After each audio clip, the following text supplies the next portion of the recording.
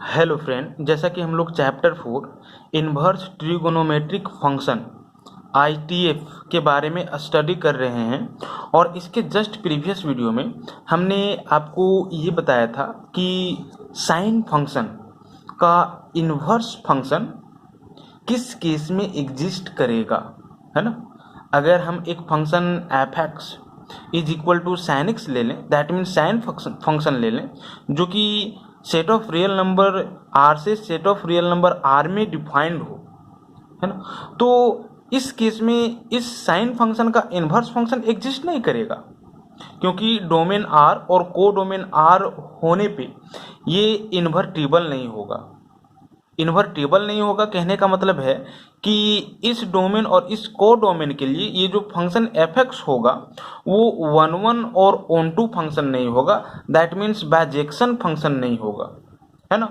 तो इसीलिए हम लोग f x is equal to sine x का इन्वर्स फंक्शन एवेलुएट कर पाए, डिटरमाइन कर पाए, इसके डोमेन और को डोमेन को रेस्ट्रिक्ट करना होगा, दैट मीन्स बॉन्डेड करना होगा, है ना। और हम लोग ये देखे थे कि इस केस में ये function f x is equal to sine x many one into function होगा, और इसका जो ग्राफ होगा वो आपका कुछ इस तरह से होगा, है ना। ये जो ग्राफ है फंक्शन साइन एक्स का ग्राफ है ना, जहाँ पे domain set of real number R है और को डोमेन भी set of real number R ही है। बट आप देख सकते हो कि कोई भी रियल नंबर के लिए इस फंक्शन एफ एक्स का जो वैल्यू आएगा वो क्लोज इंटरवल -1 टू 1 में बिलोंग करने वाले ही वैल्यू आएंगे। समझ रहे हो? कहने का मतलब है कि इस फंक्शन एफ एक्स का जो रेंज होगा वो आपका क्लोज इंटरवल -2 1 ही होगा, क्योंकि हर एक रियल नंबर के लिए जो वैल्यू आएगा वो आपका इसी इंटरवल में बिलोंग करने वाला वैल्यू आएगा। यहाँ पे भी आप ग्राफ के माध्यम से देख सकते हो कि इसका जो ग्राफ है वो -1 और 1 के बीच ही ऑसिलेट कर रहा है ना। -1 और 1 के बीच ही क्या कर रहा है, ऑसिलेट कर रहा है, ठीक है। तो इसीलिए हम बोल रहे हैं कि इसका जो रेंज होगा वो आपका क्लोज इंटरवल -1 टू 1 होगा।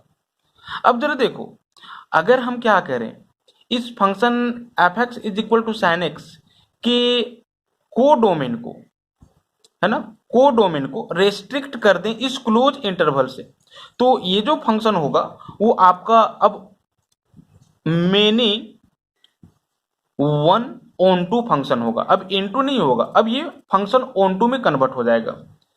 बट अभी भी मेनी वन है, हमको क्या करना होगा, 1 1 में लाना होगा, है ना। तो 1 1 में लाने के लिए आपको क्या करना होगा, इस फंक्शन एफ के डोमेन को भी रेस्ट्रिक्ट करना होगा। और हम लोग यहाँ पे देख सकते हैं कि यदि आप क्लोज इंटरवल -π/2 2π/2 -π/2 2π/2 लेते हो, तो इस क्लोज इंटरवल में जो फंक्शन होगा वो आपका 1 1 होगा। समझ रहे हो? अगर π/2 से आगे, दैट मीन्स अगर आप ये कह सकते हो कि क्लोज इंटरवल 0 to π लेते हो, तो क्लोज इंटरवल 0 to π में ये जो फंक्शन होगा वो आपका 1 1 फंक्शन नहीं होगा। और 1 1 फंक्शन इसलिए नहीं होगा ना, क्योंकि डिस्टिंक्ट वैल्यूज के लिए डिस्टिंक्ट इमेज नहीं होगा। जरा आप देखो 0 to π में, ठीक है, 0 to π में यहाँ का वैल्यू और यहाँ का वैल्यू सेम है ना। अलग अलग एलिमेंट के लिए वैल्यू क्या आ गया, सेम आ गया, ठीक है। यहाँ के बाद आपका रिपीट करने लगेगा वैल्यू, ठीक है। जो ये वैल्यू देगा वही आपका ये वैल्यू देगा, एक्स के डिफरेंट डिफरेंट वैल्यू के लिए। समझ रहे हो? तो इस केस में हम लोग ये कहेंगे कि ये फंक्शन 1 1 नहीं होगा, है ना। और 1 1 फंक्शन में कन्वर्ट करने के लिए आपको क्या करना होगा, तो इसके डोमेन को भी रेस्ट्रिक्ट करना होगा। और अब डोमेन आपको क्या लेना होगा, -π/2 π/2। समझ रहे हो? Close interval -π/2 π/2। इस डोमेन में ये अब जो होगा वो 1 1 होगा, है ना। इसका कहने का मतलब है कि function f x is equal to sine x 1 1 onto होगा यदि डोमेन ये हो और को डोमेन ये हो, समझ रहे हो? अगर फंक्शन एफ इस क्लोज इंटरवल से इस क्लोज इंटरवल में डिफाइन करे तो ये जो फंक्शन होगा वो 1 1 ऑन 2 होगा, दैट मीन्स बाइजेक्शन होगा। और इस केस में अब हम लोग function f x is equal to sine x का इनवर्स फंक्शन ज्ञात कर सकते हैं, डिटरमाइन कर सकते हैं, है ना, क्योंकि इस केस में अब ये इन्वर्टिबल होगा। हर एक बाइजेक्शन फंक्शन का ही हम लोग इनवर्स फंक्शन क्या कर पाएंगे, डिफाइन कर पाएंगे। अगर बाइजेक्शन नहीं होगा तो हम लोग डिफाइन नहीं कर पाएंगे। यहाँ पे इस केस में ये बाइजेक्शन नहीं हो रहा था, इसलिए बाइजेक्शन में कन्वर्ट करने के लिए इसकी डोमेन और को डोमेन को रेस्ट्रिक्ट करना हुआ, ठीक है। और हम लोग डोमेन और को डोमेन को इस क्लोज इंटरवल से अब क्या कर दिए हैं, रेस्ट्रिक्ट कर दिए हैं, है ना। और इस केस में ये अब बाइजेक्शन होगा, ठीक है। और आप देख सकते हो कि close interval minus pi by two pi by 2 में function f x is equal to sine x का जो ग्राफ होगा वो आपका कुछ इस तरह से होगा, समझ रहे हो। सिर्फ हम minus pi by two pi by 2 close interval ले रहे हैं, है ना। तो ग्राफ आपका ये होगा, minus pi by two pi by 2 में ग्राफ आपका ये होगा, ठीक है। और अगर हम आपसे ये पूछें कि पाई by 2 3 pi by 2 that means ये 3 पाई बाय 2 दैट मीन्स ये, है ना। तो पाई बाय 2 3 पाई बाय 2 में जो ग्राफ होगा वो आपका ये होगा, समझ रहे हो। इसी तरह से आप देख सकते हो कि 3 पाई बाय 2 5 पाई बाय 2 में 2 पाई के बाद नेक्स्ट 5 पाई बाय 2 आएगा, है ना। तो 3 पाई बाय 2 5 पाई बाय 2 में ग्राफ आपका इस तरह से होगा, समझ रहे हो। इसी तरह से आप यहाँ पे देख सकते हो कि -3 पाई बाय 2, ठीक है, 2 पाई बाय 2 में -3 पाई बाय 2 दैट मीन्स ये हो गया, और पाई बाय 2 दैट मीन्स ये हो गया। तो -3 पाई बाय 2 और पाई बाय 2 में आपका जो ग्राफ होगा वो कुछ इस तरह से होगा, समझ रहे हो कि नहीं, ठीक है। कोई प्रॉब्लम नहीं होना चाहिए। तो आप यहाँ पे देख सकते हो कि साइन फंक्शन का आपको डिफरेंट ब्रांचेज मिल जाएंगे। पाई बाय 2 पाई बाय 2 में ये ब्रांच हुआ, पाई बाय 2 3 पाई बाय 2 में ये ब्रांच हुआ, ठीक है। 3 पाई बाय 2 5 पाई बाय 2 में ये ब्रांच होगा, ठीक है। इसी तरह से -3 पाई बाय 2 पाई बाय 2 में आपका ये ब्रांच होगा। इसी तरह से -5 बाय 2 3 पाई बाय 2 में कुछ इस तरह से ब्रांच होगा, समझ रहे हो। मतलब कि वेरियस टाइप्स ऑफ ब्रांचेस अब साइन फंक्शन का आप यहाँ पे एवेल्युएट कर सकते हो, ठीक है। और हर एक ब्रांचेज में ये जो फंक्शन साइन एक्स होगा वो क्या होगा, 1 1 होगा, समझ रहे हो। और अगर आप रेंज ये लेते हो तो ये ऑन टू भी होगा। दैट मीन्स हम ये कहना चाह रहे हैं कि function f x is equal to sine x जो होगा वो आपका 1 1 होगा, ठीक है, अगर एफ इस तरह से डिफाइंड हो, या ये 1 1 होगा यदि आप पाई बाय 2 3 पाई बाय 2 में डिफाइन करो, ठीक है। पाई बाय 2 3 पाई बाय 2 से डिफाइन करो रेंज -1 to 1 क्लोज इंटरवल में, समझ रहे हो। पाई बाय 2 3 पाई बाय 2, क्योंकि इस केस में भी ये यूनिक ही वैल्यू देगा हर एक एलिमेंट के लिए, क्योंकि अभी तक ये टर्न ओवर नहीं हुआ है। अब देखो यहाँ के बाद ये टर्न हो जाएगा, अब जैसे टर्न होगा वैल्यू फिर रिपीट करना स्टार्ट हो जाएगा। मतलब इधर का जो वैल्यू आएगा वो आपका यहाँ से लेकर के यहाँ तक का वैल्यू आएगा, ठीक है। इसी तरह से एबव द एक्स एक्सिस अगर ये जाता है तो अब ये सब जो वैल्यूज होंगे वही सारे वैल्यूज ये सब होंगे, है ना, रिपीट करना स्टार्ट हो जाएगा अगर 3 पाई बाय 2 से ये टर्न कर जाए, है ना। तो अगर हम simply pi by 2 3 pi by 2 लें तो ये तो टर्न नहीं करना है, टर्न नहीं कर रहा है, तो इस केस में ये यूनिक ही वैल्यू देगा। तो इस केस में भी ये 1 1 और ऑन 2 होगा। साथ ही साथ यदि आप फंक्शन को close interval 3 pi by 2 to 5 pi by 2 में डिफाइन करते हो, है ना, 5 pi by 2 3 pi by 2 5 pi by 2 3 pi by 2 5 by 2, है ना, close interval 2 this is -1 to 1। अगर इसमें भी आप डिफाइन करते हो तो ये जो फंक्शन होगा वो 1 1 और ऑन 2 ही होगा, है ना।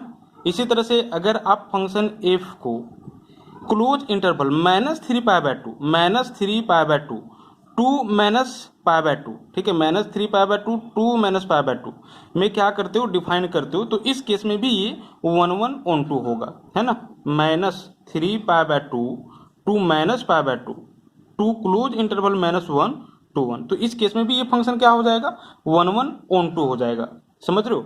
अगर आप क्या करते इसको -5 pi by 2 3 pi by 2 close interval से क्लोज इंटरवल -1 to 1 में भी डिफाइन करते तब भी ये क्या हो जाता, 1 1 on 2 हो जाता।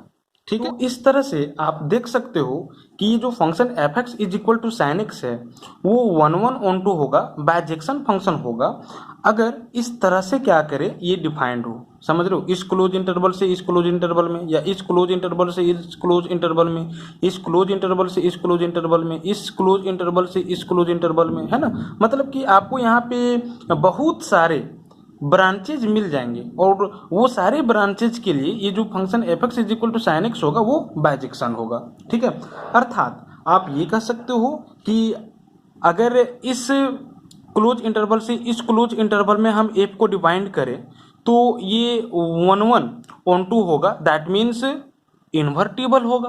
यानी कि इसके लिए हम क्या कर सकते हैं, इन्वर्स फंक्शन एवेलुएट कर सकते हैं, है ना, किसका, साइन एक्स का। इसके लिए भी क्या कर सकते हैं, इन्वर्स फंक्शन हम क्या कर सकते हैं, एफ का, दैट मीन्स साइन एक्स का डिटरमाइन कर सकते हैं, क्योंकि इस केस में भी ये 1 1 on 2 होगा।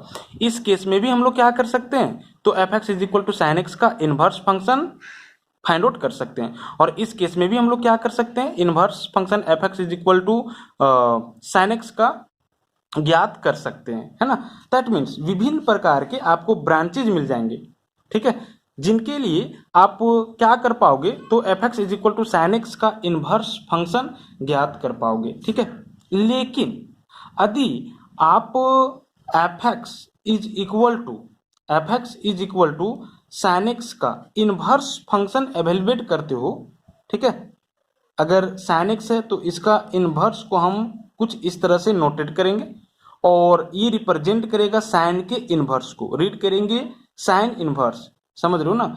तो sine inverse that means inverse of sine X will be defined from -1 to 1 to this is close interval -π/2 to π/2, समझ रहे हो। ठीक है, यहाँ पे आप ये भी देख सकते थे कि साइन का जो इन्वर्स होगा वो आप इससे इसमें भी डिफाइन कर सकते हो, इससे इसमें भी डिफाइन कर सकते हो, इससे इसमें भी डिफाइन कर सकते हो। एक्चुअली में कोडोमेन जो होता है वो आपका डोमेन बन जाता है, और डोमेन जो होता है वो आपका कोडोमेन बन जाता है अगर हम क्या करते हैं, इन्वर्स फंक्शन डिटरमाइन करते हैं। तो इसीलिए इसका जो इन्वर्स होगा वो यदि आप इस क्लोज इंटरवल से इस क्लोज इंटरवल में डिफाइंड करते हो तो हम इसी को प्रिंसिपल ब्रांच कहते हैं, called principal branch value, principal branch value. ठीक है, अगर आप साइन फंक्शन के इन्वर्स को इस क्लोज इंटरवल से इस क्लोज इंटरवल में डिफाइन करोगे तो इसको आप प्रिंसिपल वैल्यू ब्रांच नहीं बोल सकते हो। इस क्लोज इंटरवल से इस क्लोज इंटरवल में डिफाइन करोगे तब भी आप इसको प्रिंसिपल वैल्यू ब्रांच नहीं बोल सकते हो। लेकिन यदि आप close interval -1 to 1 to close interval -π/2 to π/2 में डिफाइन करते हो तो अब आप इसको क्या बोलोगे, प्रिंसिपल वैल्यू ब्रांच या प्रिंसिपल ब्रांच वैल्यू, समझ रहे हो, दोनों एक ही बात है। ठीक है, तो इस तरह से और भी जो 5 ट्रिगोनोमेट्रिक फंक्शन बच गए, ठीक है, उसके लिए भी इन्वर्स फंक्शन क्या कर सकते हो, आप ज्ञात कर सकते हो। तो जिस तरह से साइन फंक्शन के लिए हमने कंडीशन देखा, इसी तरह से cosine, tangent, cosecant, second, cotangent, ये सारे ट्रिगोनोमेट्रिक फंक्शन का भी कंडीशन है। ठीक है, और अपना प्रिंसिपल वैल्यू ब्रांच है, तो उसको अब हम यहाँ पे राइट डाउन करने जा रहे हैं। आप उसको रिमेंबर कर लोगे कि किसके लिए क्या प्रिंसिपल वैल्यू ब्रांच है ना। ये प्रॉब्लम को सॉल्व करने के लिए हेल्पफुल होगा। यहाँ पे हम 4 कॉलम बनाने जा रहे हैं। फर्स्ट में फंक्शन राइट डाउन करेंगे, सेकेंड में फंक्शन का जो डोमेन होगा उसको राइट डाउन करेंगे, थर्ड में फंक्शन का जो रेंज होगा वो राइट डाउन करेंगे, है ना, और उसके बाद प्रिंसिपल वैल्यू ब्रांच जो होगा फंक्शन का वो राइट डाउन करेंगे। है ना।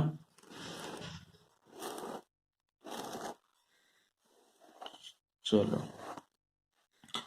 सबसे पहले साइन फंक्शन का इन्वर्स, और साइन फंक्शन के इन्वर्स को हम लोग कुछ इस तरह से नोटेट करेंगे, साइन इन्वर्स। ठीक है, इसका जो डोमेन होता है आप देख चुके हो, देखो y is equal to sine x है, तो इसका इन्वर्स क्या हो जाएगा, साइन इन्वर्स y, और इसका जो डोमेन होगा वो ये होगा, और रेंज आपका ये होगा। ठीक है, ये तो हमने डिटेल में आपको बताया है। Domain close interval -1 to 1, range close interval -π/2 to π/2। ठीक है, और प्रिंसिपल वैल्यू ब्रांच क्या होगा, तो सिंपली इसी को हम लोग प्रिंसिपल वैल्यू ब्रांच बोल रहे थे, है ना। y will be greater than is equal to -π/2 and less than is equal to this is +π/2, जहाँ पे y का जो वैल्यू होगा वो आपका साइन इनवर्स x होगा। ठीक है, तो ये आपको रिमेंबर रखना है कि साइन इनवर्स का डोमेन क्या होगा, ये होगा, रेंज क्या होगा, ये होगा, और इसका प्रिंसिपल वैल्यू ब्रांच सिंपली जो रेंज होगा ना वही। इसको आप क्लोज इंटरवल के फॉर्म में भी राइट डाउन कर सकते हो। देखो यहाँ पे आप इसी को ये लिख सकते हो, y belongs to the close interval -π/2 to this is π/2। ठीक है, less than is equal to है, इसलिए close interval less than is equal to, समझ रहे हो ना, मतलब कि -π/2 को भी लेकर के और π/2 को भी लेकर के, और -π/2 और π/2 के बीच में जो वैल्यू आएगा उसको भी लेकर के। ठीक है, इसके बाद हम cos inverse, that means cosine function का इनवर्स, तो कोसाइन फंक्शन के इनवर्स को कोस इनवर्स से राइट डाउन करेंगे। इसका जो डोमेन होता है वो सेम होता है जो साइन इनवर्स का होता है, that means -1 to 1 close interval, but range change हो जाता है 0 to π। ठीक है, और इसका जो प्रिंसिपल वैल्यू ब्रांच होगा वो यही होगा, that means y will be greater than is equal to 0 and this is less than is equal to π, जहाँ पे y इज इक्वल टू क्या होगा, तो सिंपली कॉस इनवर्स x होगा। ठीक है, इसी तरह से हम टेंजेंट फंक्शन के इनवर्स के बारे में बात करेंगे, तो टेंजेंट फंक्शन के इनवर्स को टेन इनवर्स से डिनोट करेंगे, और इसका जो डोमेन होगा वो set of real number r होगा, और रेंज जो होगा वो आपका ओपन इंटरवल -π/2 to π/2 होगा, है ना।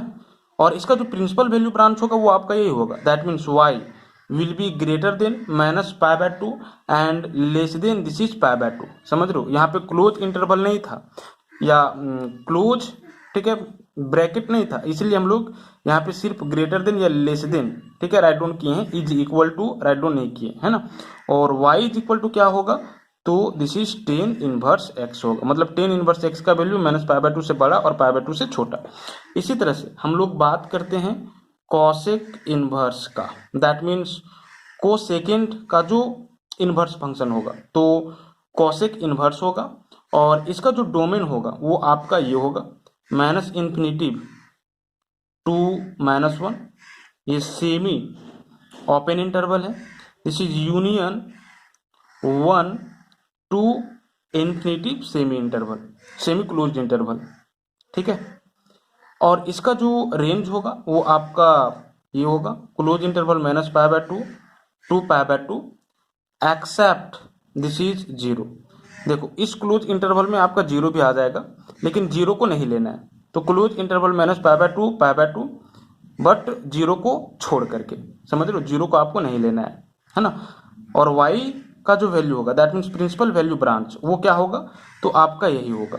ठीक है, -π/2 से बड़ा या बराबर और π/2 से छोटा या बराबर।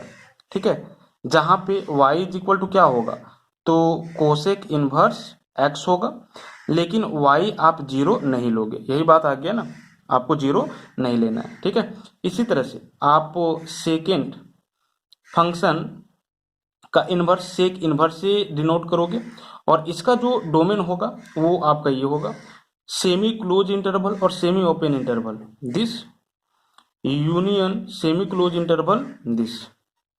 ठीक है, और इसका जो रेंज होगा वो close interval 0 to π minus this is π/2।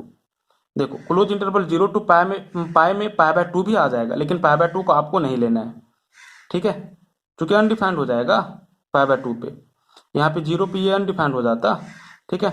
और इसका जो प्रिंसिपल वैल्यू ब्रांच होगा वो क्या होगा, तो यही होगा, y का जो वैल्यू होगा वो 0 से बड़ा या बराबर और पाई से छोटा या बराबर, बट आपको y की जगह पे π/2 नहीं लेना है, और y का जो वैल्यू होगा वो क्या होगा, तो this is sec inverse x होगा, ठीक है। इसी तरह से आपको टेंजेंट ट्रिगोनोमेट्रिक फंक्शन के लिए इनवर्स को क्या कर सकते हो, डिफाइन कर सकते हो, उसके इनवर्स को कोट इनवर्स से डिनोट करेंगे, और इसका जो डोमेन होगा वो set of real number r होगा, और को डोमेन जो होगा वो ओपन इंटरवल 0 to पाई होगा, ठीक है। और इसका जो प्रिंसिपल वैल्यू ब्रांच होगा वो यही होगा, मतलब y का जो वैल्यू होगा वो ग्रेटर देन 0 होगा और less than this is pi होगा, ठीक है। जहां पे y का जो वैल्यू होगा वो आपका कोट इनवर्स x होगा, ठीक है। तो आपको ये जो चार्ट है माइंड में सेटअप कर लेना है, ठीक है, रिमेंबर रखना है, तभी आप प्रॉब्लम को क्या कर पाओगे, इजीली हैंडल कर पाओगे, नहीं तो फिर दिक्कत हो जाएगा, ठीक है। और ये तो बहुत ही इंपॉर्टेंट है, principal value branch, that means एक तरह से रेंज, ठीक है, ये आपको माइंड में रखना ही रखना है। तो आज के इस वीडियो में इतना ही। नेक्स्ट वीडियो में हम आर डी शर्मा बुक के एक्सरसाइज 4.1 में कंटेन हर एक क्वेश्चन के सॉल्यूशन के बारे में डिस्कशन करने वाले हैं। और ध्यान रहे, हम inverse trigonometric function R D Sharma book से क्वेश्चंस को सॉल्व करेंगे। ऐसा इसलिए क्योंकि इस चैप्टर में ना आपको maximum number of questions practice करने की आवश्यकता है, ठीक है। और एनसीईआरटी बुक में बहुत ही कम क्वेश्चन है, इसीलिए हम आर डी शर्मा बुक को क्या करेंगे, फॉलो करेंगे, ठीक है, इनवर्स ट्रिगोनोमेट्रिक फंक्शन के लिए। तो आप आर डी शर्मा बुक का व्यवस्था खुद कर लोगे। नेक्स्ट वीडियो में हम एक्सरसाइज 4.1 में कंटेंट क्वेश्चन के सॉल्यूशन के बारे में स्टडी करेंगे। Thank you.